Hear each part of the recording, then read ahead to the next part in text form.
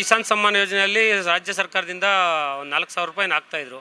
ಅದು ಇವ್ರು ಕಾಂಗ್ರೆಸ್ ಸರ್ಕಾರ ಬಂದ ನಂತರ ಅದನ್ನು ನಿಲ್ಲಿಸಿದ್ದಾರೆ. ಅದನ್ನ ಮತ್ತೆ ಜಾರಿ ಮಾಡಬೇಕು ಅಂತ ನಾನು ಈ ಮೂಲಕ ಕೇಳ್ಕೊತಾ ಇದ್ದೀನಿ ಸರ್. ಸರೇನು 16ನೇ ಬಾರಿಗೆ ಸಿದ್ದರಾಮಯ್ಯ ಸರ್ಕಾರ ಏನು ಇವತ್ತು ಬಜೆಟ್ ಅಂದ್ರೆ 7ನೇ ತಾರೀಕು ಬಜೆಟ್ ಅನ್ನ ಮಂಡನೆ ಮಾಡ್ತಿದ್ದಾರೆ.